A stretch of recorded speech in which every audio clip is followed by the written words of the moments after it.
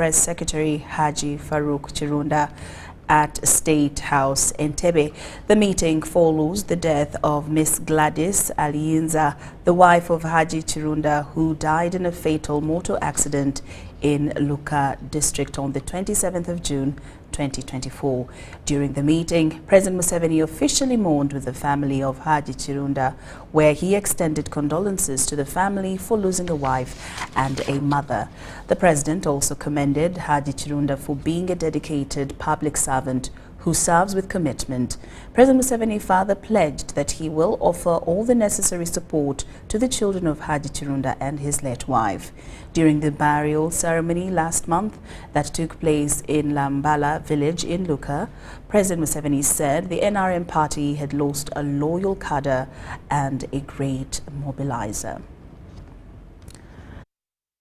More news this evening. President Yoweri Kaguta Museveni yesterday held a meeting with the Vice President, Her Excellency Jessica Alupo, and the Paramount Chief of Iteso Cultural Union, Papa Paul Sande Emolot, at State House Entebbe.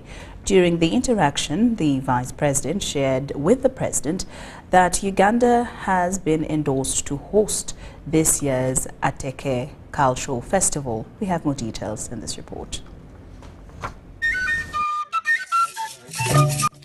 The annual festival always brings together the Atekeri community, which comprises the Karamojong, Iteso of Uganda and Kenya, the Turkana of Kenya, Toposo of South Sudan, Nyangatom of Ethiopia and Masai of Tanzania. Atekeri Cultural Festival takes place once a year either in Kenya, South Sudan, Ethiopia or Uganda, but Uganda has never hosted one of its kind. According to the ambassador of Ethiopia to Uganda, the cultural festival has been endorsed to be hosted by Uganda this year in November. So the purpose of our visit, Your Excellency, is mainly to continue giving you the updates about that festival, following my brief to you when we were in Chankwans, but also sometime back on phone. At the meeting, Vice President Jessica Alupo informed President Museveni that the festival will be held at Soroti Sports Grounds and it will run for 3 days from 27th to 29th of November 2024. On his part, President Museveni assured the Atekeri community of support and confirmed his attendance as the guest of honor. The president also implored the leaders to preach unity and socio-economic transformation among their people. This is what I told the Banyankore as a young student in 1960s. How I walked from Kuraro to Kuraro. Those of Banyankore you see who are now big farmers, rich people with good houses, with the solar power. They were like Karamojong. They were staying in Manyata, the Kuraros like this. By 1960, they were in even by 1986. But we the leaders, were able to say, you people, you must undergo socio-economic transformation. President Museveni also cautioned the Atekeri community against tribal wars, cattle wrestling and pastoral nomadism, saying they hinder development. When you hear people are raiding, what is this? What is this? And it is the only peaceful people are the Ateso. All the others, the Karamojong, the Turkana, the Toposa, I don't know the ones in Ethiopia. So this is really a lost century for you people.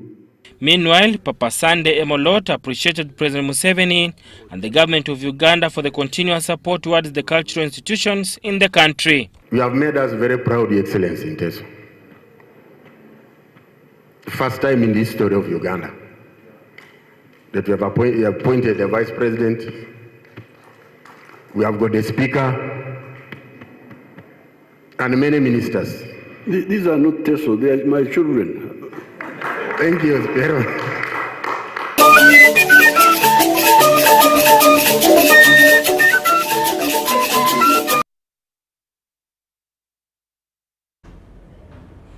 President Lauryn Masika Kazimoto has hailed the Egyptian government and the people for the good, cordial relations between Uganda and Egypt.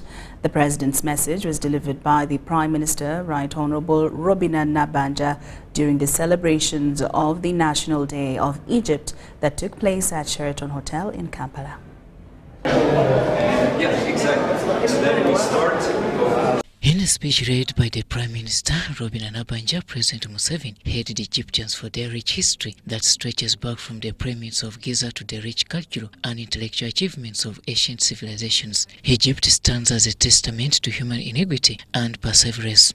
For the past 11 years, Egypt has been pivotal in maintaining the EU peace and security. The president thanked the Egyptians for supporting Uganda's development agenda in the fields of health, agriculture and trade, education among others. Including terrorism and violent extremes, humanitarian action and financing peace support operations in Africa.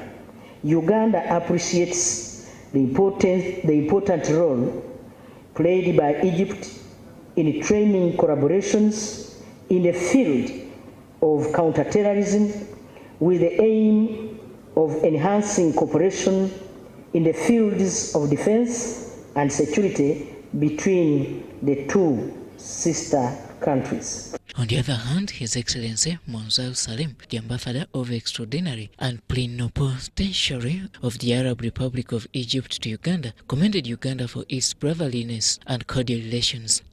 We have Cairo Bank Uganda, which represents one of the top 5 banks of Egypt, and many others working in manufacturing, import, export, construction, transport, and logistics. And I think the display on my right-hand side will give you just a hint of our presence here.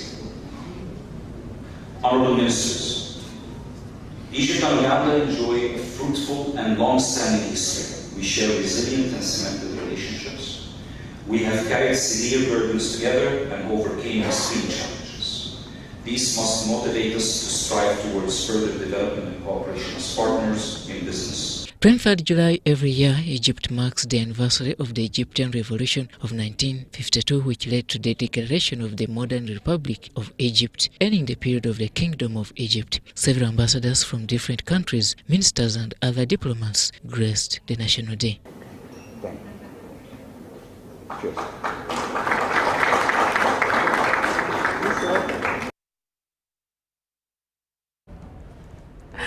Now, heavy security deployment by joint security agencies continues at and around the parliamentary premises.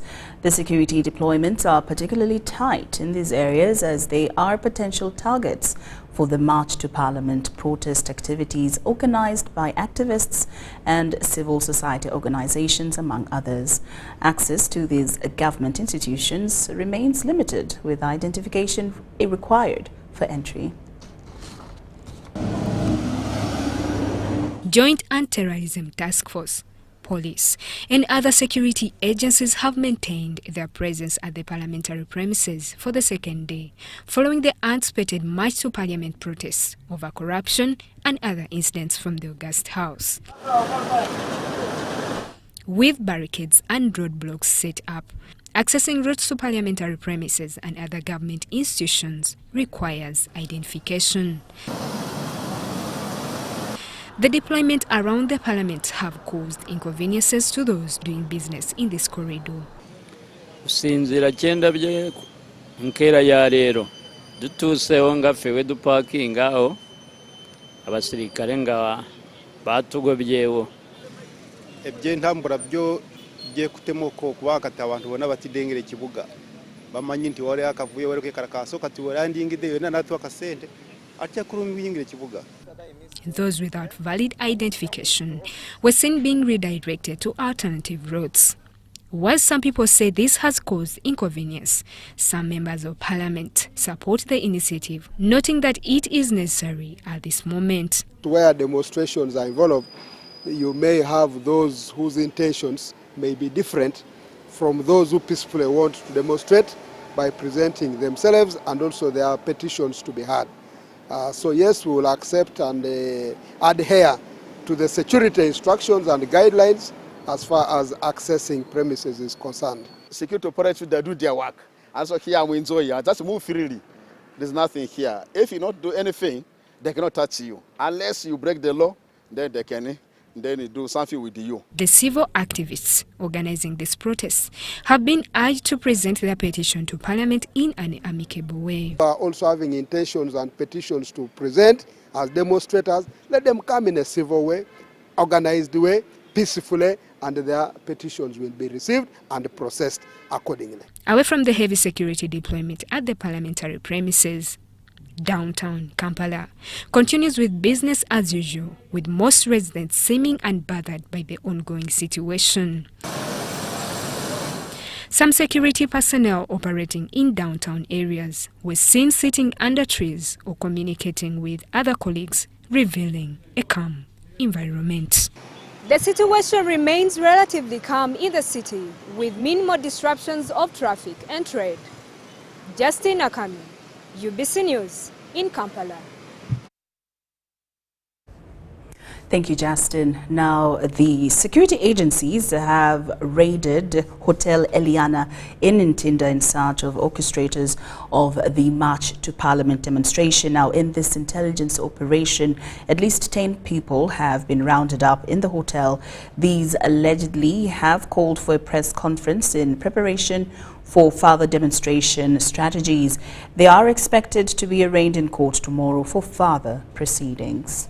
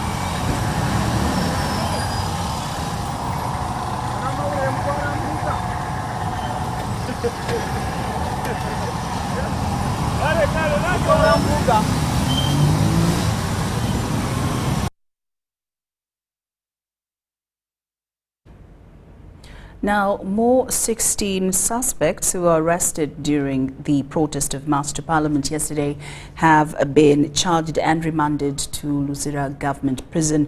They were charged with the offence of common nuisance, the offence that only one pleaded guilty, while the 15 denied the allegations. Following the Tuesday March to Parliament protest, over 50 suspects were arrested, charged and remanded to Rosella Government Prison by Buganda Road and Nakawa Magistrates Court. On Wednesday, more 16 suspects have been charged and remanded to Rosella Government Prison. Among them is the Makerere Guild President, Marceluka Robert. The 16 were charged with the offence of common nuisance. At Kampala Road, Kampala Central in the Kampala district, made a procession in the middle of the road while carrying placards and acting not authorized by law, thereby causing annoyance and/or obstruction or inconvenience to the public in exercise of their common rights. While 15 of them pleaded not guilty, Ewan Magala Brian surprised many when he pleaded guilty. The lead prosecutor Ivan Kyaze informed court that inquiries are still ongoing. Buganda Road Court Grade 1 Magistrate Caroline Kyoshabire remanded the accused until 29th July 2024. Judge Musi is one of the lawyers representing the 16 accused persons. We don't know how many are still in custody because even police itself has not released an official list of how many people have been in custody. Possibly because different operations and security units arrest under these circumstances, maybe they also don't know. So we can't tell how many people. We know that about 3 people who have been arrested are yet to be arraigned in court. We want to imagine they are still in state custody. The accused were arrested in areas of Kampala. Deborah Namamonde, UBC News. The External Security Organization, ESO, has handed over 36 Ugandans arrested in Kenya in suspicion of participating in the unlawful activities. Paul Mugisha, the ESO liaison officer, says they are politicians from FDC Katonga faction who allegedly went for leadership training in Kenya. The ongoing protests in Kenya have created suspicion, leading to stringent security measures, especially targeting non-nationals. The Kenyan authorities arrested 36 Ugandans on suspicion of illegal stay. The arrested 36 have been handed over to the External Security Organization of Uganda under diplomatic principles. Kenyan security in alliance with security in Uganda, External Security Organization, picked these gentlemen and ladies, and he was not sure exactly what they were doing. Through our collaboration, they had wanted to arrest them and take them, but because of the collaboration we have had, they decided to contact us that the Ugandans here who are doing activities we don't understand. These Ugandans arrested are purported to be members of the FDC Katonga faction and had gone for leadership training. The FDC at Katonga has been working to improve its leadership, and that work has been done through leadership training many times across the country, and it is through that training that we received a number of people. They had gone to Kisumu in leadership training for 1 week. However, given the circumstances under which they found themselves and how they came back here, of course that is now the work of police. We shall be handing them over to police for them to understand exactly what they will be doing. These deported individuals accused the security authority of manhandling. Members were pushed out of the rooms with guns pointed at them. Myself, I had a gun pointed at me. I was told to lie down and put my hands at the back. Thereafter, I was handcuffed and frog marched to the meeting point where everybody else was gathered.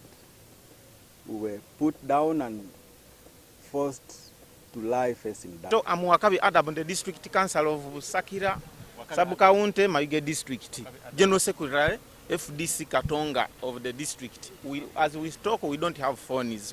Very many things we don't have there. The External Security Organization of Uganda, ESO, has handed over these 36 deportees to the Uganda Police Force for further management. Abdul Nasir Lobwama and Rogers Komagum for UBC.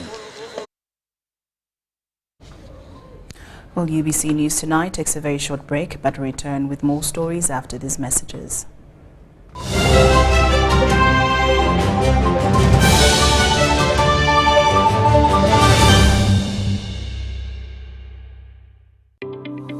The Uganda National Oil Company, UNOC, is wholly owned by the Government of Uganda and was established to safeguard and promote Uganda's commercial interests in the petroleum sector. UNOC has 2 subsidiaries, the Uganda Refinery Holding Company URHC, which will hold a 40% stake in the 60,000 barrel per day refinery and manage the development of Kabalega Industrial Park, and the National Pipeline Company Limited, NPC, in charge of pipelines, storage, and downstream business ventures. This subsidiary holds 15% interest in the East African Crude Oil Pipeline, EACOP. EACOP is a 1,445-kilometer long pipeline that will transport crude oil through 10 districts in Uganda to the port of Tanga in Tanzania. UNOC is also actively engaged in crude oil exploration, development, and production activities, and its participation role includes a 15% stake stake in the Tilenga, Nwoya and Bulisa and Kingfisher development projects Chikure. UNOC also holds the exploration license for Kasuruban block in Hoima, Bulisa and Masindi. UNOC currently owns and manages the Ginger Storage Terminal and will build a 320 million litre capacity terminal in MPG called the Kampala Storage Terminal. At UNOC, we're harnessing the potential of Uganda's petroleum resources, forging a sustainable future and preserving the natural beauty of Uganda. UNOC, your partner in Uganda's oil and gas industry.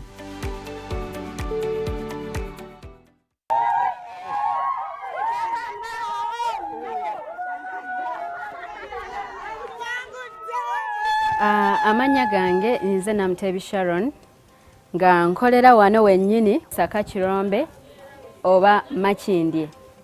Empangula gye nawanguddemu ssente mbadde nga nkozesa mobile money nga nsindika school fees w'omwana ku ssomero. Okutegeera nti mpangudde nze mutima neegambye nti kambalinde bamale okujja ndyoke nzikirize nti mpangudde.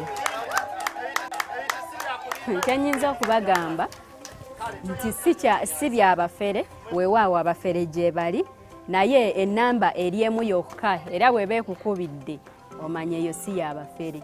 Mpulira bulungi nnyo era ndi musanyufu nnyo.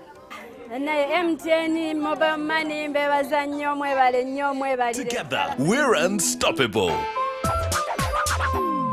Once upon a time, there lived identical twins who gave birth to beautiful princes and princesses. Their mothers gave their babies' bodies a lot of care by applying on their skin with Baby Junior jelly. Though dried their chariots and everyone would admire their glowing skin. Fun fact, Baby Junior prevents diaper rash, dry and sensitive skin. Moms all over Africa love Baby Junior jelly. Baby Junior's the skin. No more worries anymore. Baby Junior. Baby Junior. Gold. We all want it. That soft yellow glow with subdued sun in your hands. That precious polish of elegance. To hold it is one thing, but to taste it is everything else. Relish the satisfying taste of a beer, unmatched in quality, unmatched in consistency, and with 23 Global Gold Awards. A beer unmatched in gold.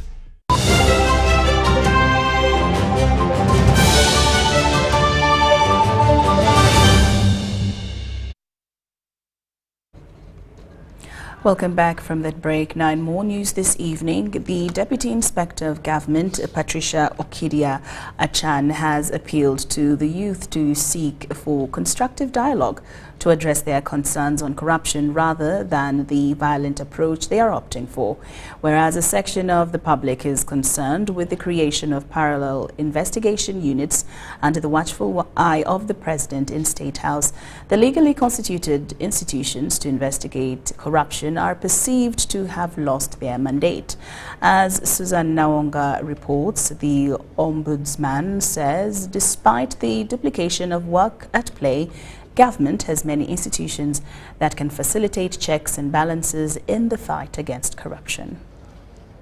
On Tuesday, sections of aggrieved youth stormed Kampala streets to protest against the skyrocketing corruption in Parliament involving some members of Parliament and stewardship of the third arm of government in what was dubbed the Anti-Corruption March to Parliament that was organized on different social media platforms. We are tired of corruption. The Anti-Corruption March to Parliament was sparked off by 3 major corruption scams, namely the misappropriation of over 60 billion shillings meant for compensation of defunct cooperative unions, 1.7 billion shilling service award to the 4 backbench parliamentary commissioners, interference of the budget process by some members of the Budget Committee of Parliament who made it a normal routine to solicit bribes from accounting officers of government to enhance their ministerial budget votes. Today this country is under panic. They have deployed the army massively because of issues of corruption in this country.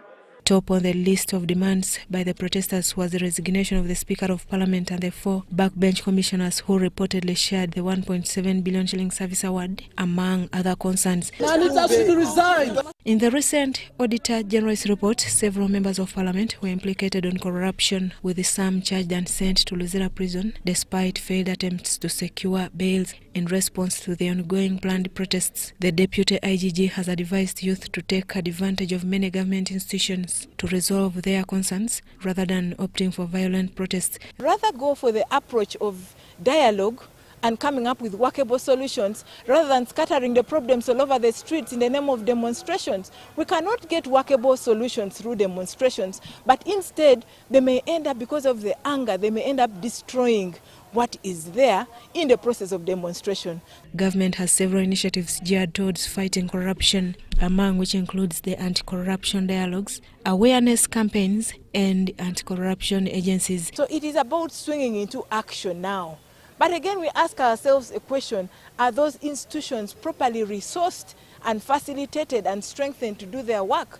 Because you can have an institution with a mandate to investigate and prosecute cases of corruption, but if there are no resources, then the institution will not do a lot. However, there are also public concerns about the creation of parallel investigating anti-corruption units under the Office of the President, which act outside the legal framework of those established by the Act of Parliament, like the Office of the Inspector General of Government.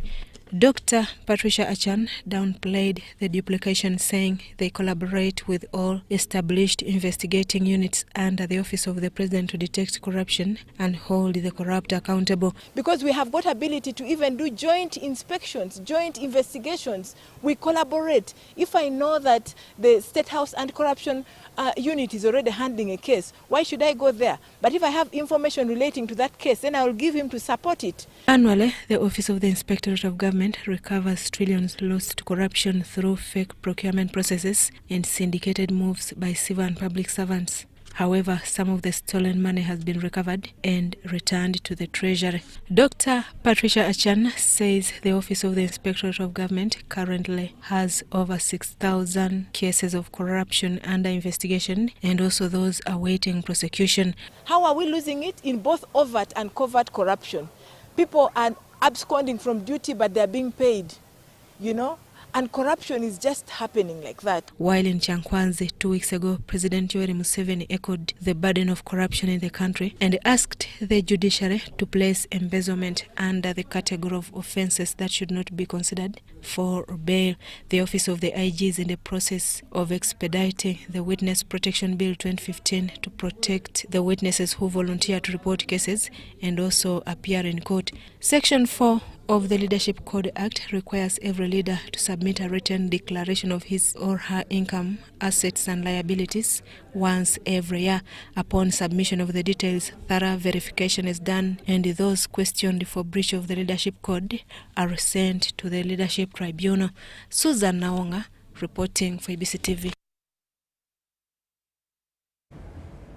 The head of State House Investors Protection Unit, Colonel Edith Nakalema, has revealed that corruption is a widespread vice that requires everyone's effort to fight, especially from family level. Nakalema, drawing from her experience, states that corruption is groomed in homes and institutions, as these are the environments that shape individuals who eventually join the government offices. Speaking on the ongoing Walk to Parliament protests, Nakalema commends the initiative but suggests the approach is misguided. Philippa Guta reports. With her 6 years experience of fighting corruption as the first head of State House Anti-Corruption Unit, Colonel Edith Nakalema has gained significant insights into how corruption manifests and how it can be dealt with. Now leading the State House Investors Protection Unit, Nakalema acknowledges that corruption is rampant in the society and the fight against the vice is tough. So there are many institutions, but they are not enough. The units or offices or agencies that are in the fight against corruption cannot finish corruption that starts in homes, that is in schools, that is in high institutions of learning, including universities, that comes from home to school to university and graduates to offices. From her experience, Nakalema believes that everyone must get involved in the fight against corruption instead of blaming each other and pointing fingers. In every home, there are some sorts of corruption that must be fought there as we bring up our children in our homes. We have to ensure that we impart good conduct, good morals of fearing or hating doing the wrong, stealing or taking anything that you have not worked for, or expecting free things to grab anything from anyone or to solicit for any bribe. That starts in our homes. Despite President Museveni creating numerous anti-corruption units ranging from State House Anti-Corruption Unit, State House Investors Protection Unit, State House Revenue Intelligence and Strategic Operations Unit, on top of mainstream anti-corruption body IGG, corruption is still thriving. The fight against corruption is a responsibility of every Ugandan, of every citizen. Because for me, these offices that are in the fight against corruption are overwhelmed. We are receiving too many complaints that we cannot, as few individuals who are put in these offices to fight the corrupt, we cannot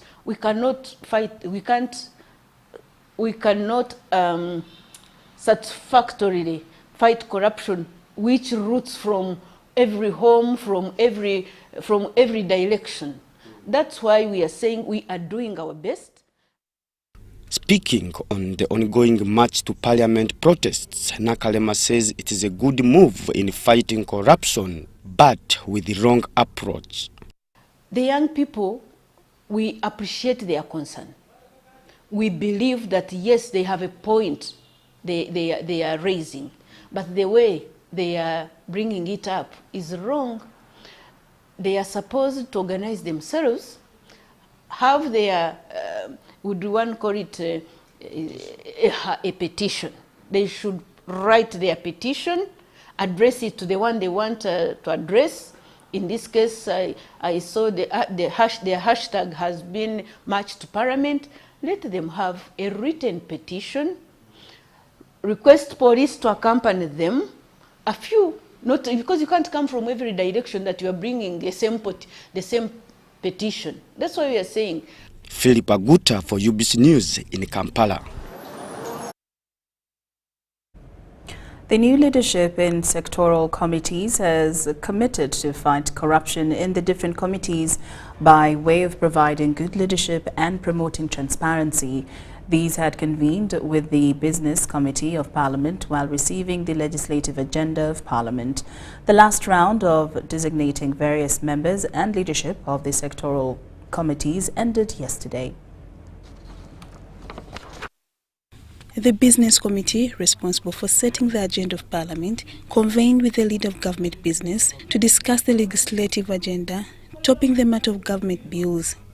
The new designated chairpersons of different sectoral committees were also part of the meeting. The only regular bit of it which I raised is opposition also should be allowed space on such another paper of the Business Committee to have the leader of the opposition also make a presentation of an alternative legislative agenda, which has been missing all through and through. In yesterday's sitting, the government chief whip, Hamson Obua, completed the last round of designating new chairpersons of different sectoral committees. The Committee of East African Community Affairs is to be chaired by Nsaba Buturo and Shatsi Musherure Kutesa as deputy. Education and Sports Committee will be chaired by Kubeketera James and Asimwe Maureen as deputy. Committee of Gender, Labour and Social Development will be chaired by Abori Agnes and Rora Kanusu as deputy chair. Dr. Ryonga Joseph will be chairing the Committee on Health, among others. On the Committee of Public Service and Local Government, I designate the Honorable Wakabi Pius as Deputy Chairperson. And finally, on the Committee of Trade, Tourism and Industry, I designate the Honorable Sylvia Naebale as chairperson. This new leadership pledged total commitment in providing good service delivery and fighting corruption. When you are orienting new chairpersons and vice chairpersons, of course you have to hint on the issue of corruption and how they can avoid temptations in case there are people who want to attempt them. But also we are going to promote fighting corruption everywhere we shall be, not only in committees but everywhere in Parliament, to ensure that we clean the image of Parliament, to ensure that we gain the confidence that we require as a Parliament to do our work. Of late, Parliament is facing a harsh test of time as its transparency is being questioned. Some members of Parliament are already battling charges of corruption in courts of law. Lydia Chomkama and Gloria Gutabinji, Parliament. A section of parliamentarians has urged the leadership of Parliament to streamline communication to minimize time wastage for members. This follows a notice from the clerk to Parliament indicating that the sitting had been called off despite MPs already being present in the House for the day's business. Members of Parliament arrived on time for the Wednesday sitting, with some attending the Business Committee, where they were assured the sitting would take place in the afternoon, as communicated by the Deputy Speaker on Tuesday. A section of MPs had already taken their seats and the bell had rung, indicating they were waiting for the Speaker. However, there was no quorum since the majority had yet to arrive for the sitting.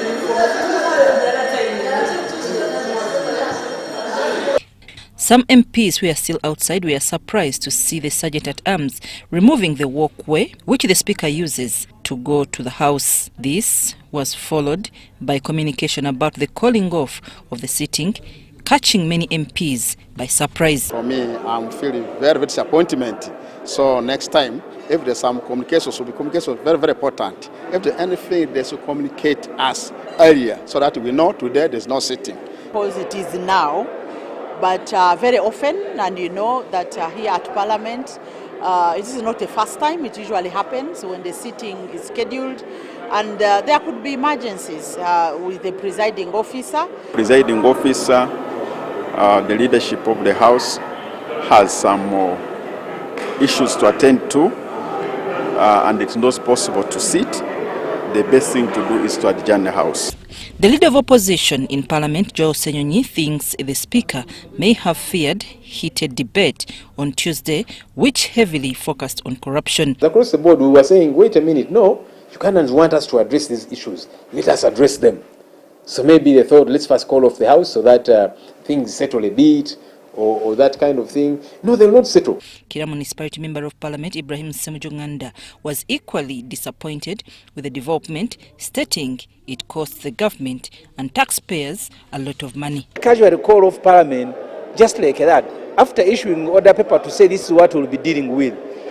Because if the Speaker and Deputy Speaker are tired of chairing Parliament, then they can convene Parliament and we choose other. Some of us are ready to continue from where they have stopped.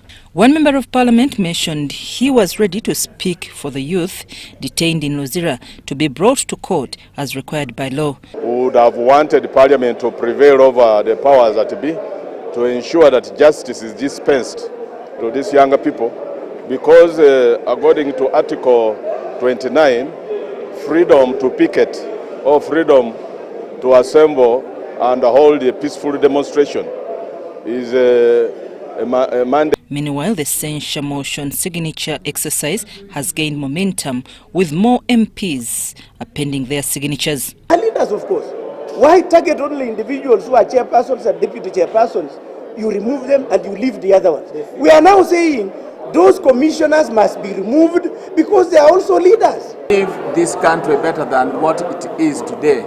And the only way we can leave it better than what it is today is by we ourselves beginning to examine ourselves, that where did the rain begin to beat us from. The seconders of the motion to impeach the 4 backbench commissioners say they are now left with only 1 signature to reach the required number of 176. It should be noted that the House, initially called off until 30th July, has been revised to allow legislators to sit tomorrow, Thursday, 25th July, in honor of the former Member of Parliament for Moroto Municipality, Simon Peter Alepa, who perished in a road accident on Tuesday. I'm Nafka Farida and Gloria Gwitabinji at Parliament. Now we take a very short break, but return with more stories after these messages.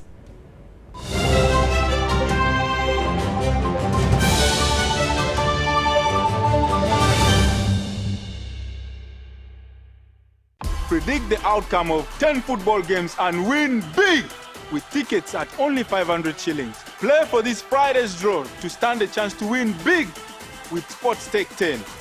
Buy your tickets at authorized shops on nationallottery.go.ug to download the app or simply dial *278#. Ugandan National Lottery. Dream, play, win. Participants must be 18 years or older. Play responsibly. The Uganda National Lottery is operated by Ituba Uganda and regulated by the National Lotteries and Gaming Regulatory Board.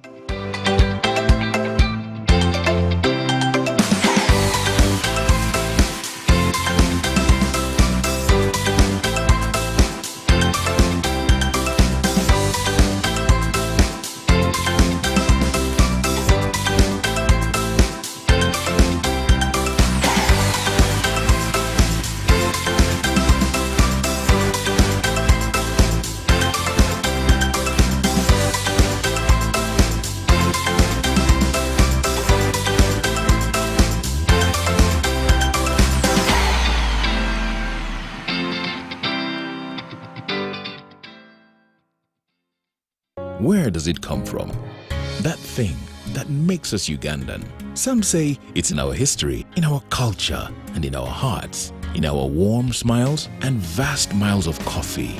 It's in our inherent pursuit to always be better, to never stop growing and glowing. We are a nation of sweat and skills, a nation of ideas and inventions. But what truly makes us Ugandan is our quest to invest in agribusiness, manufacturing, tourism, infrastructure, health and education to improve the quality of life of Ugandans. That's what makes us Uganda Development Bank. Uganda Development Bank, inspiring development.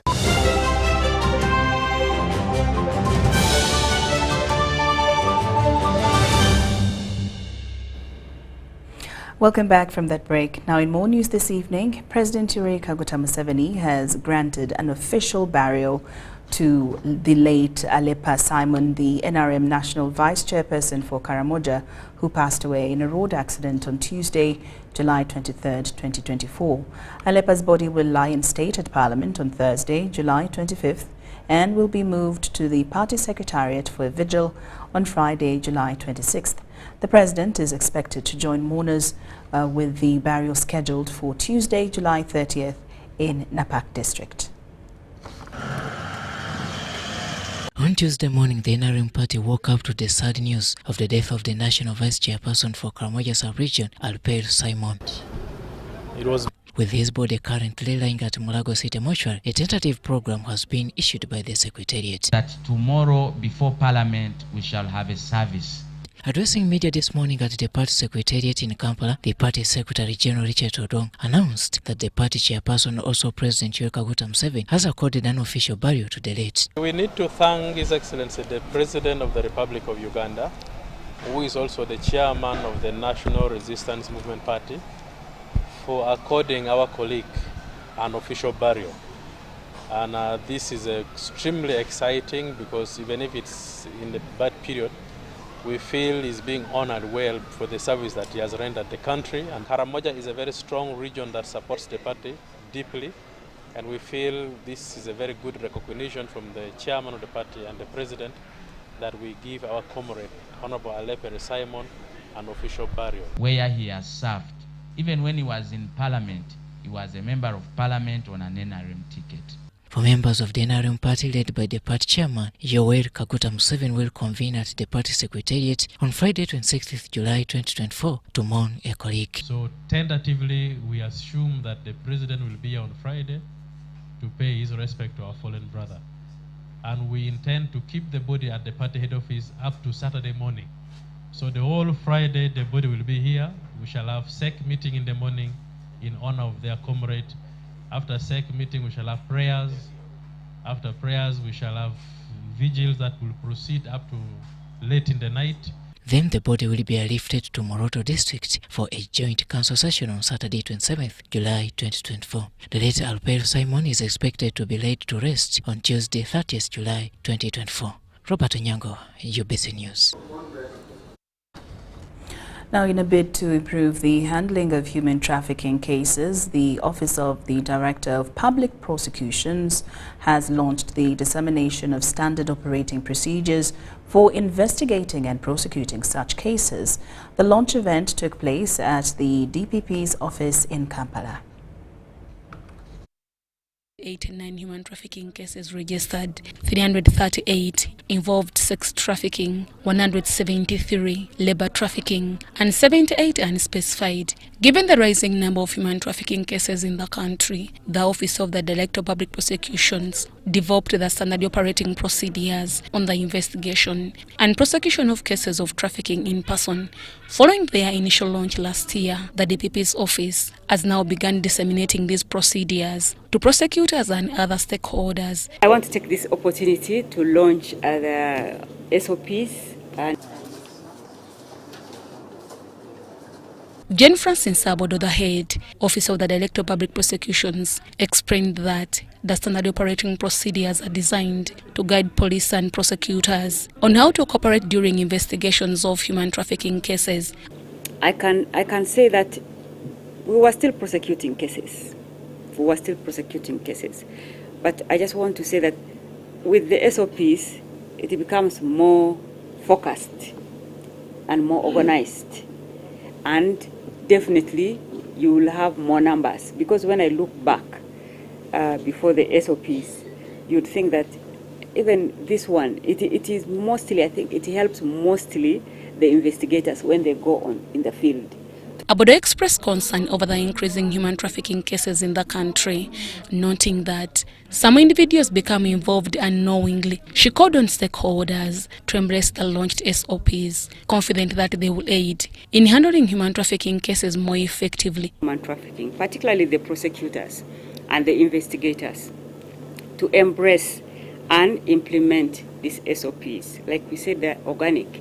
It is only by us implementing them that we can know what else we need and what we need to be removed from them. We also hope that the SOPs will be disseminated to all relevant stakeholders, including, of course, all the ODPP field offices. Marco Bufo, the regional coordinator of CVPOL, the founder of the project, praised the DPP's office for its efforts in handling human trafficking cases. To thank the DPP and the whole office, the Uganda Police Force Human Trafficking Institute, and all the other trafficking stakeholders for this great work. Since the launch of the standard operating procedures, the DPP's office has achieved significant progress in managing human trafficking cases. Before the SOPs are disseminated to the field stations, we are already doing well. Now we are going to do much better with the dissemination. To ensure effective implementation, the DPP's office is conducting training sessions for its officers and other relevant parties. Deborah Namamonde, Tanaba Kenneth, UBC News.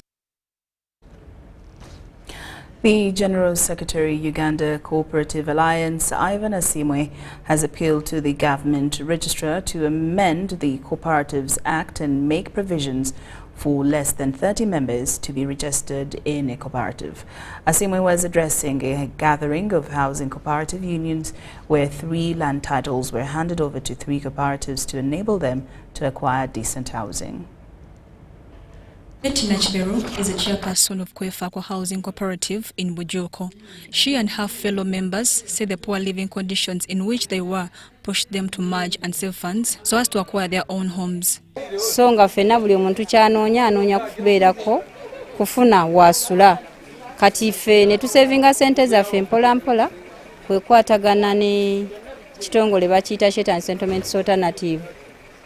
Kati Shed Settlements Alternative ne tulinkinga mu Uganda Housing Cooperative Alliance. Nachiberu attests to the housing cooperative model, which she says gives them ample time to concentrate on their business ventures for development. Naye nga sente ezo ate tusasula mpola mpola okulabika nti tufuna ekyapa ekyaffe ku bwaffe kuba balinawo ekyapa kiri eri mu bakama baffe. Naye nga enkola ey'obwegassi simbi eyamba naddala bw'obanga olina ky'onoonya okutuuka ku buwanguzi obw'amangu. The cooperative housing model brings together members with the same ideology of renting houses to own them in future.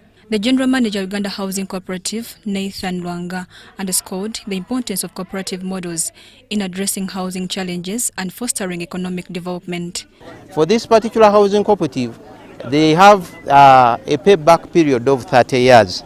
But I want to inform you that the cooperative housing model works with the self-help principle.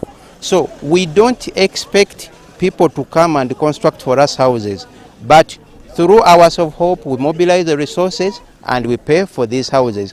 For a cooperative to be registered, it is required to have at least 30 members. This, according to the General Secretary, Uganda Cooperative Alliance, Ivan Asimwe, has to be revised.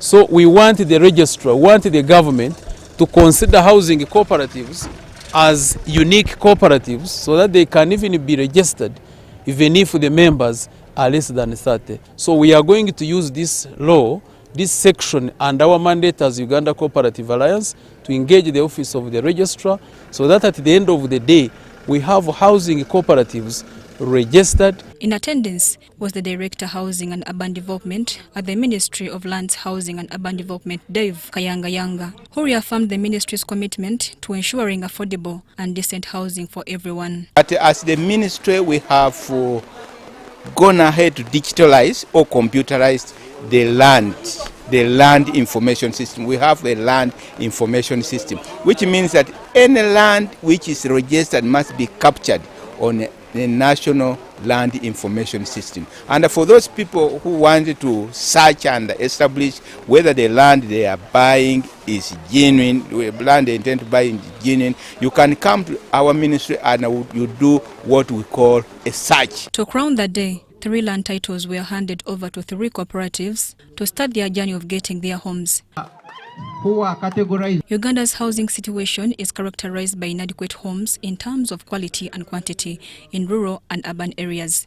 The housing deficit stands at 2.4 million housing units, of which nearly 1.4 million are in rural areas. An estimated 900,000 units are substandard and in need of replacing or upgrading. Mary Namkose, UBC News.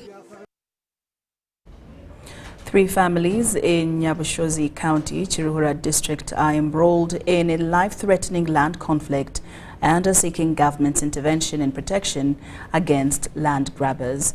Mutunji Charles, the heir of the late Kajundira Christopher and a resident of Omuchera Cell, Kayonza Parish, claims that his family has been threatened with death and eviction by land grabbers for an extended period. We have more.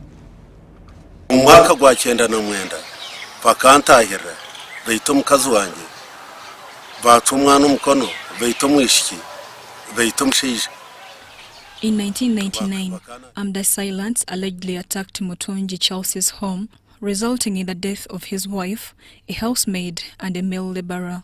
His son was severely injured, losing his right hand, while Mutunji himself sustained a bullet wound to his right palm. Ndahiro renzeho bakabakoma bayita abantu bashatu bakamara amezi mukaga babarekwa tini kibabakozira mbwena hati nishaba government na president mutobu yambi DLC1 chairperson Echimomo Cell in Kayonza Parish, Chekatsi Sub-County, Nyabushozi County, Chiruhura District, Kabateo Charles, who has lived in Omuchera for 6 years, confirms that the family of the late Kajundira Christopher is the rightful owner of the land, as evidenced by the legal land title known to the local residents.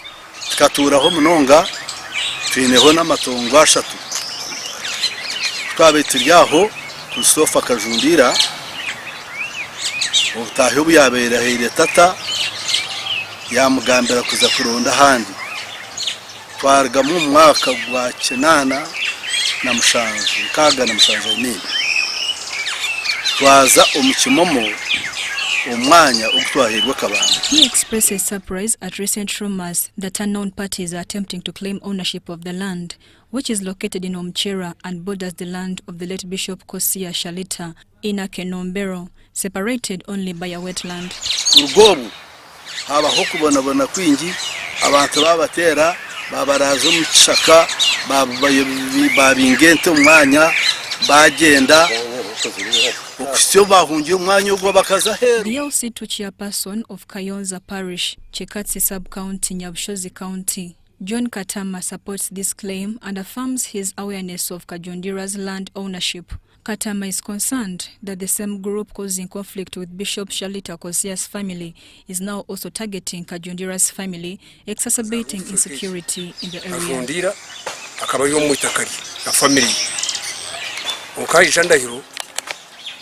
Ndahiro yahambita kali akavundira itabantu bakavundira afu mukazi wa mtungi afa nabandi bashatu afutara mu mwana wa mtungi wabereke kirunyo no wafire fragment ya grenade ya mcumukono kurugobo abantu baburusinge babonabona. He is calling for government protection for both Kajundira's family in Omchera and Bishop Shalita Kosia's family in Akanobero against land grabbers. Katama notes that former Inspector General of Police, General Kale Kaihura, and Justice Bamgemereide had previously visited the area and recommended that both the families of Kajundira Christopher and Bishop Shalita Kosia should remain and utilize their land. Yatwareri elia Kajundira, yatwareri asarita, echapa chinsa kuchaba chashikaha, na chimanya chiga myaka 5 chashiko mu ofisi.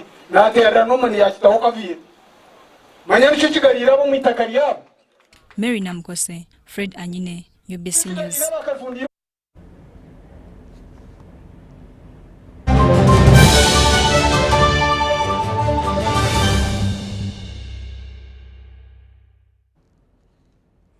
And now to the business scene. Recognizing and rewarding integrity should be encouraged, and banking institutions should strive to strike a balance between business growth and upholding strong internal controls. This is essential in curbing banking fraud, says Michael Ating, the Deputy Governor, Bank of Uganda. Now, he made the remarks at the second Financial Fraud Forum 2024 in Kampala, where financial sector players from within Uganda and beyond had converged to discuss and strategize on combating fraud in the banking industry. Similar to the regional financial institutions, Ugandan banks are grappling with fraud, mainly perpetuated using digital systems. Impersonation, identity theft, forgery and cash suppression are the most popular forms of fraud in Uganda. There should be regular reviews of internal controls by conducting independent audits. And finally, financial sector players should invest in educating and empowering customers and the wider public with relevant anti-fraud information. Eric Mugo from Safaricom Kenya notes that card fraud and mobile money fraud takes the lead in the region due to their remote nature. For us in Kenya, mobile money fraud is way bigger because the mobile money technology adoption is at a more advanced level. Remember, mobile money is targeted at the unbanked. So this, as somebody mentioned, is they are also the most vulnerable. They will easily fall to the social engineering schemes, to the SIM swaps, and fraudsters love it because they can do it from the comfort of their homes. Echoing these sentiments, Basil Kithinji from Visa highlighted that fraud has become an ecosystem issue, with fraudsters collaborating globally. For instance, when we look at card fraud, the issuer or the bank that has issued fraud might be in Uganda, but where that card is used fraudulently is in another corner of the world. That means that that's kind of ecosystem. Gone are the days when we used to have somebody still card in Uganda, then use it downtown in some malls in Uganda. That's no longer happening. The financial institutions are discouraged from working in silos and instead from partnerships to stop the vice. We have to work together. We don't have the space to work in silos because they take advantage of that. Uganda Bankers Association continues to report losses amounting to billions of shillings annually. Technology has advanced so much that both the investigators and the adjudicators are always left behind. So technology outpaces legislation. Actually, legislation normally reacts to advancements in technology. We are enhancing the Digital Financial Services Security Testing Lab to ensure that all financial applications and services are robust and secure before they are launched into the market. We also have a Digital Forensic Lab whose role is to analyze and investigate cyber incidents. This lab offers proof for court cases and insists on determining the underlying reasons of security breaches. The second Financial Fraud Forum 2024, organized by the Bankers Association, was under the theme Collaboration Against Fraud in Banking and Payment Services Ecosystem. Maureen Babidie, reporting for UBC News.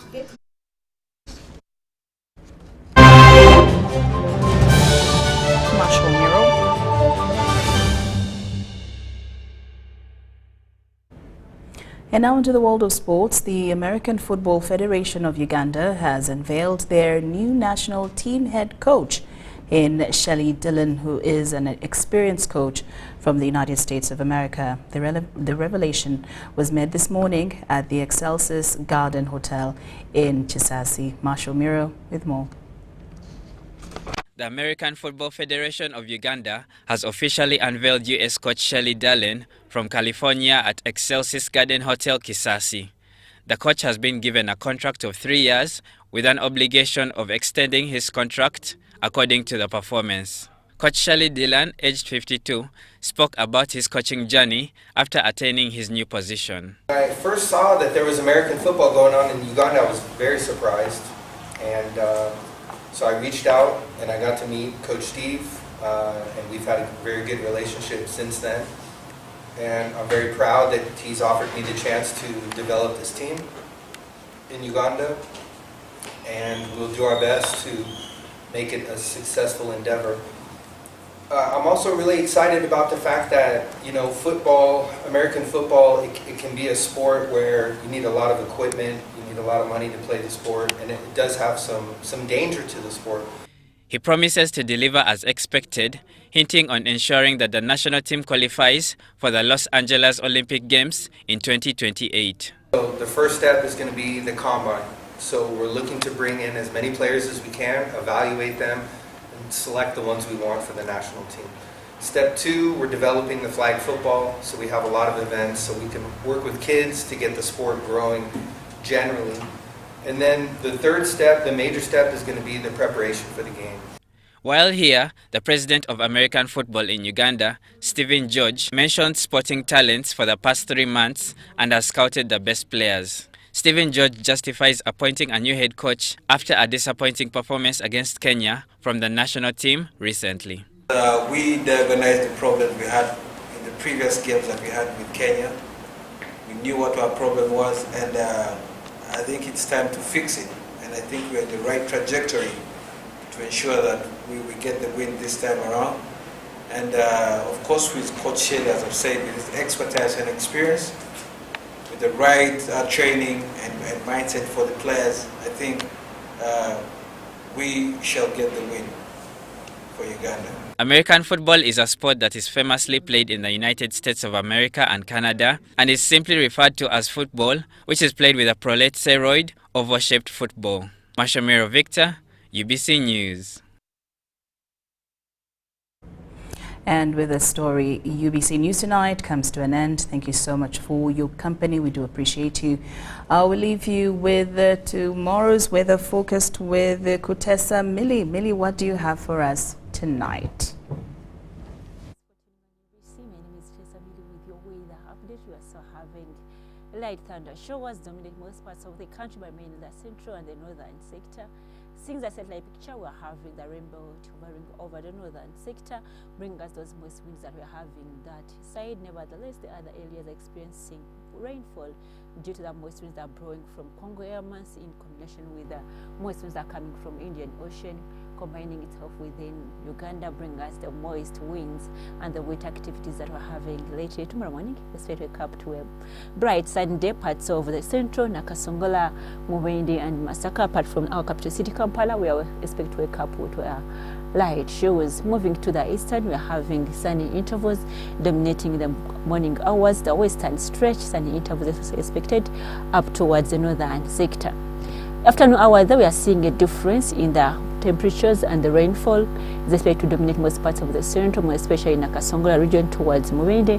Nevertheless, Kampala and the nearby areas up to Masaka is expected to have sunny intervals at a maximum 29 degrees Celsius.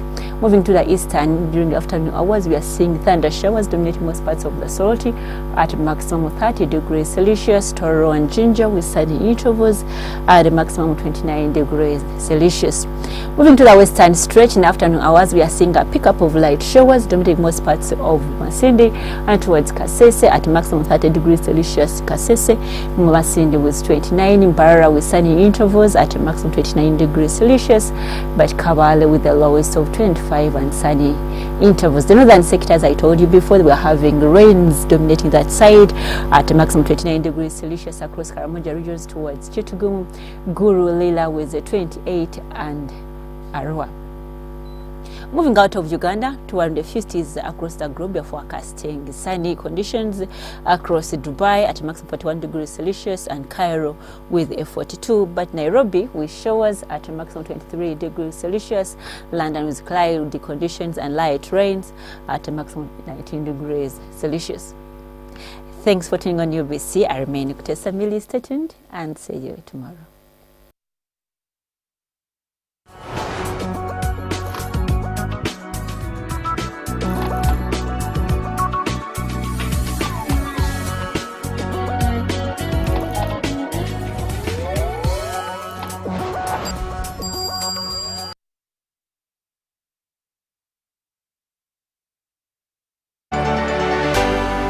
UBC, inspiring Uganda.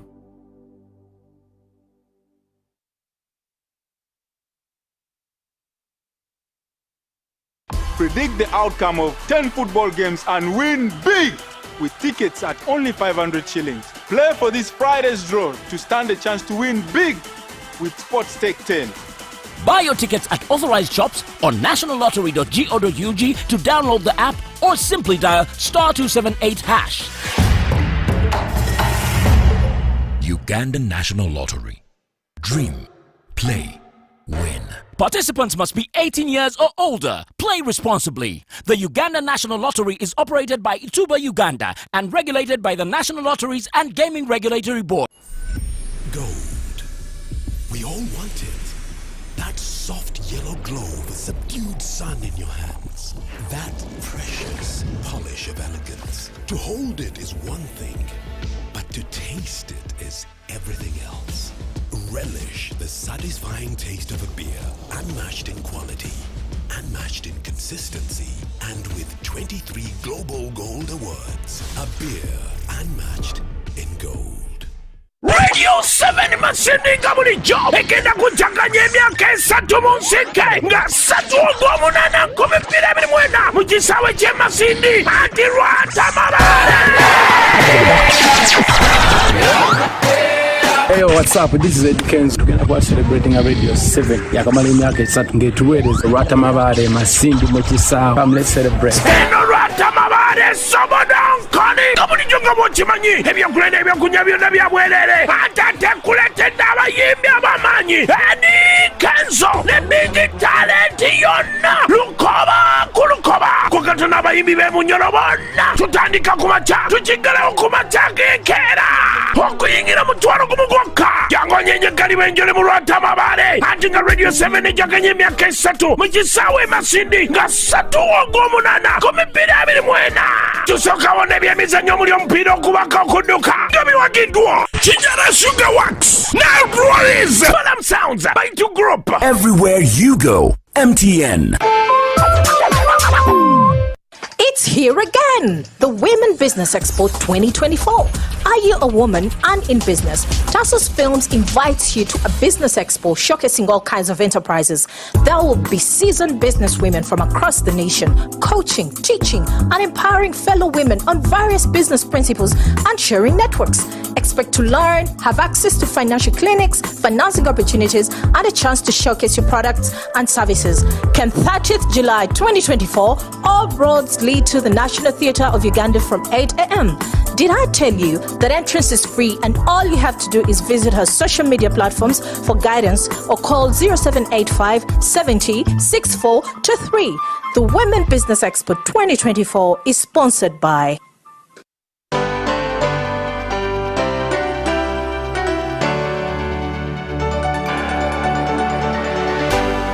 UBC, inspiring Uganda.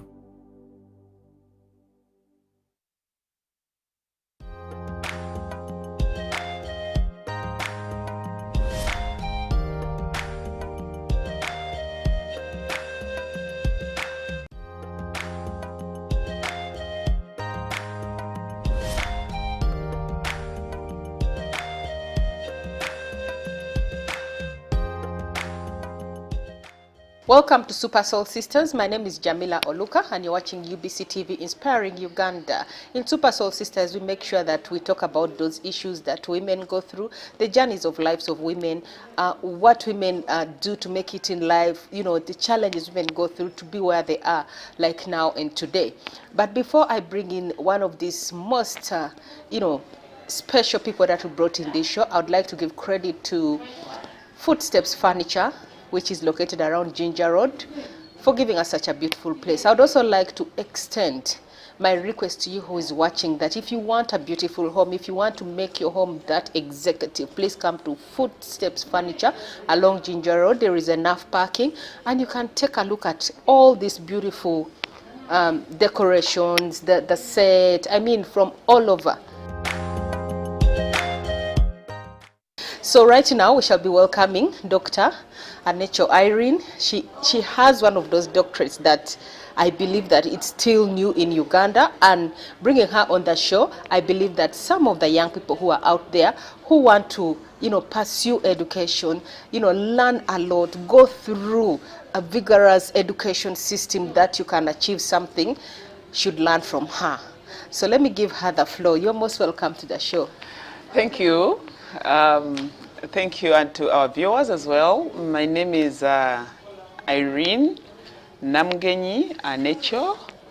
I am a doctor, but I'm an entrepreneur.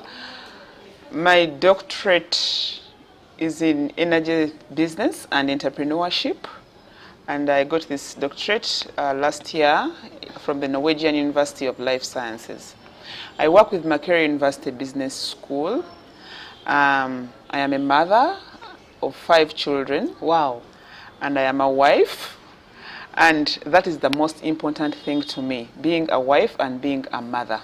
And also being educated. And being educated, yes. Because we take it for granted, doctor, but so a many doctorate people who are is not educated. easy to get. Anyway, before we go into this doctorate and all these achievements in life, I want to take you back.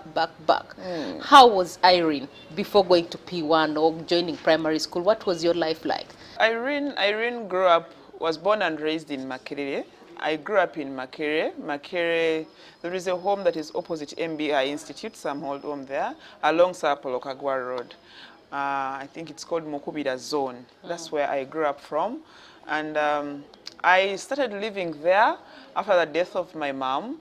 She passed away when I was 3. And my uncle, that's my mother's brother, brought us to live with him and my auntie, who was the wife. Was your uncle a university lecturer? No, my uncle was an engineer. He was an architect, and I think he worked for Kampala City Council for over 30 years before he retired. My auntie was the one who really raised us, because my uncle was on and off. Sometimes he's in the village, sometimes he's there at home, but most of the time we were with my auntie, that is the wife, or my mother's sister-in-law. She was a very humble lady, a humble woman, that so many times she used to say, I never got education. She was not so much educated. Yeah. I never got education, but my sister-in-law's children have to study, because my sister-in-law never did wrong to me. So she was a very humble and kind woman. May her soul rest in peace. Mchala Mayanja, may your soul rest in peace. I still miss her a lot, because sometimes I want her to see me where I am, yeah. the girl she touched and where she is. Of course, all of us yearn for such moments, especially if someone has played a very big role in your life. You want at a certain point, like, for them to be there to witness that. Yes, but she passed away when I had finished university, and I think I was already married, actually. Yeah, I went to Makere Primary School. There is a school just up the hill near Faculty of Technology. Is it still there? Of course, it's an old school. You know, Doctor, some of the schools, some of us went to some schools. You go back and you find a different building, you know? Yeah, but anyway, that's good. My school is a very old school. It's more than 100 years, I think, now. I went to Makere Primary School, and life was not so easy. Sometimes food was hard to get, because my auntie used to keep poultry for our survival. So that's where we could get income. And then for the food, we used to dig. I know how to dig even up to now. We used to grow different types of foods: beans, maize, yams, potatoes, matoke. So we used to grow food. So at that young age of growing food, you know, most of the children, when they are growing up, they really don't want to, you know, do garden work because it gets their hands dirty. So I wanted to ask you, like, the time you remember when you're still a child, did you look at it like something interesting, or you felt like you're being tortured? You know, because I know that when children lose their parents, they kind of feel like they need that special attention. I must say it can never be interesting for a child, because at that point you think they are mistreating me because my mother is not there. But after growing up, I realized it was actually the best thing for us, because it nurtured us and it showed us that just in case life fails, there is this drawback.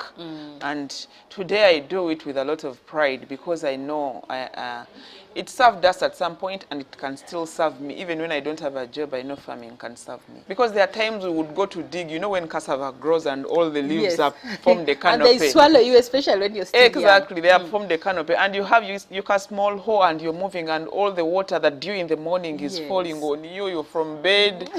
It has never been interesting. You know, in Kampala, we used to have village life in Kampala. Life in the village and the city was almost the same. So it was the routine for each and every child, wherever in the village. So for us, it was not like it's a mistreatment, you know, because even our auntie used to say, this is where we get food from. I have nowhere to get food. And for you also, if you could look, that's exactly where she would get food. And then the money that came from the poultry was to buy for us books, was to buy paraffin. We had no electricity. Yes, I remember that. Was to buy a pen, a pencil. Actually, if you could refuse maybe to bring grass for the chicken, she would say, sigenda kuwa kalamu, like you will not get a pencil. Yeah, so, and she would not give it to you, for sure. Very strict too. Yeah, she was very strict, and she was really, really, really kind. Yeah, but she taught us the right way. So after my primary, I went to O-level. I went to Kasubi Secondary School. So did you go through that, the primary school, you went through that same school from P1 up to P7? Yes, I went through Kasubi from P1 up to P7. And how did you perform? Fortunately, before I say how I performed, there was a reverend who was staying near our place, Reverend Grace Kaiso, who came in the morning and knew that Mchala Mayanja had orphans and called her, Mchala Mayanja, wake up, there is a project that is sponsoring orphans in Nakasero at All Saints Cathedral. So she woke up, we dressed up all of us, like 6 of us, and she walked with us through one day. We walked up to Nakasero All Saints Cathedral, and that was Compassion International. So they registered us and we got sponsors. Wow. And they started paying our fees. Actually, for me, they paid for me. I was one of the lucky ones. They paid for me from P1 to university, to bachelor's. But before There was a school next door, it's called City Center Kindergarten. I think now it's no longer there, but it used to be called City Center Kindergarten.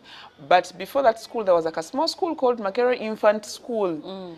That's where I attended my infant, that is kindergarten. Yes. Then it's in P1 that I went to Makerere Primary School up to P7. So is there any of those moments you remember very well, that you were cheeky or something that you cannot forget? I was a very naughty kid, very, very naughty.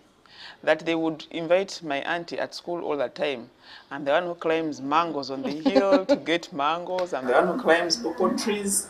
But one thing I remember, because we were poor, she used to make for us knickers from pieces that remain on her clothes, or gomasses. So one time she makes a knicker and it is too big. So we would get Nkuba as a guard. So you would get that one, you tie it in your waist to a fitting. Then you get the knicker and you tuck it in like this. And that you have your knicker because it is big, so you have it. So it was an innovation.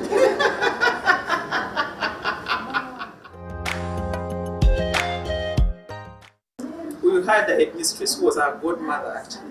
She was so tough that she did not even notice I struggled to put on that knicker. And then as we were in PE, we are all naked, she pulled it out. And I was if it was this generation, that kid would have taken her to police. Of course. But I was really bright, and then I finished my primary very well, and I had put my first choice in Gaza. But they gave me the place, but there was no money to take me to Gaza. So I went to Kasubi Senior Secondary School. It's next to Kasubi Troops. I love Kasubi, yeah. I used to walk every day from Makerere to Kasubi. It's quite far, and sometimes the worst thing is that sometimes you would sleep home when there is no water. And there was a well on the way to school. So you first go to the well, bring water home, then shower and go back the same distance. So the well was like midway in distance to school. Bring water home and then go back to school. I went to boarding, then we were paying 220,000 school fees. I went to Compassion and pleaded with them that I need a top-up because if I am to perform well, I need to be in a boarding setting. The day setting is very challenging for me. So they accepted. I went to Our Lady, they still paid for me. Sat Senior 6 at Our Lady, not so much challenges. My uncle, that is my cousin brother now, used to visit with a wife. They bring for me good stuff. Wow, food. Now I would eat sausage, roasted, fried gonja, chaps. There was no KFC then. No, if it was now, that means they would be carrying for you a KFC. Yes. Yeah, so they would visit me every visitation. Yeah, and it was fair life for me. I finished Our Lady, I went to campus, I got grades, not on government, but I went to Makerere University, I got admitted, and I went to MOBS. At MOBS, I did a Bachelor's of Entrepreneurship and Small Business Management. And university was also okay because now I knew what I wanted, I knew where I wanted to go. I performed well, I got very good grades and got retained at the university to teach. I was a GRC, I was a course leader, I'm someone who is... But first tell me, before you conclude the university, because now coming from, when I look at your life, like you were this, rowdy child, all level, then senior 6 you like toned down. Now university is totally different thing because regardless if either you go on government or you're not on government, still you have almost the same privileges. Yeah. So now going to university, how was it like? Because now you are in you were a university student and people really put themselves up there. By then they would put themselves up there like I'm a university student. How was life like? I grew up in an environment where I used to see university students a lot. Yeah, some were proud. There's something I didn't tell you. We used to go to Africa Hall and check in their garbage to find creams and lotions because for when they went through, they leave some things there. We never had oil, so we could get cooking oil and put on ourselves. So you would pick those creams, you get some oil, you put on yourself. Cocoa butter. Cocoa butter, yeah, those things. But yeah, so I used to admire university students, and I think that's also one of the things that really motivated me because I wanted to go to uni. I also wanted to know how can I grow up in Makerere and I don't go to Makerere. And I even never wanted to go to any university. It was supposed to be Makerere. If not, But I really wanted to the way some people say that they only know of other university. Option A is Makerere. Yes. Option B is Makerere. Yes, option C was Makerere. Yeah. So when I went there, to me it wasn't so new a life because I had lived around people who had been there. So I never got so much excitement. But I was happy that I was there. Were you staying in the hostel? Yes, I was in the hostel because now home is Makerere, now I'm in Moobs. So I was staying in hostel. I saw people had a lot of excitement, but I never had an excitement. So the did excitement I had, Compassion still continue paying for yes, you and the hostel and everything? Yes, everything. Now you go to another program called LDP, Leadership Development Program. So I went through that Leadership Development Program and I was trained to be a servant leader. So I went through that program. For 3 years, and I also have a certificate in servant leadership. Wow. Yeah, so we used to do Bible study. So now we are Barnabas. We used to do Bible study. We used to have camps. We used to do charity work in communities. We used to go maybe in Kasese, Mukono, deep in the villages to construct churches, construct houses, and we were the labor source. So it was, they groomed us now into servant leaders, and they groomed also our spirituality. So campus was not so excitement for me. And also you'll be accountable. You'll be like, hey, if so-and-so sees me doing this, they will report me to Compassion. So you were careful with what you do. Of course, we had our freedom, but you will be accountable. As long as you're accountable to somebody, you control how you behave. Yes. Yeah. So I went through campus. I was a GRC. I was very active. I was very hardworking. I worked for it, and then I earned it. Immediately after campus, I finished in June, around September now, because now I was done with what was pushing me. I never had a time in the world. I got pregnant. And I am like, yes, now I think it's time for me. You got pregnant before finishing university? I finished immediately after university. That's when I had already finished university. So nobody would say, eh, tamazeko na kusoma. We knew she would not finish. No, I had finished university. And my degree, I knew my degree was coming. I was supposed to graduate the following year in January. Yes. Maybe before I got there, immediately after university, I got a job. Wow. They invited me as an intern in an organization called TechnoServe. So in TechnoServe is where I worked first for almost like a year, and that's where I found a man. Then as I was working with TechnoServe still, when the results came back, they called me at uni that if I wanted to teach. I said yes. And I remember you must have got, your GPA must have been. Yeah, it was good. When I was in my senior 6 vac, I was working for an NGO. I've forgotten its name, but that NGO was working in schools, talking to young girls and peer counseling, talking to them about life, about the do's and don'ts of a young girl. So I was doing that. Like empowerment. Yes, like empowerment. Yes, I was doing that. That time I also was making some little money, and from there did you support your other relatives?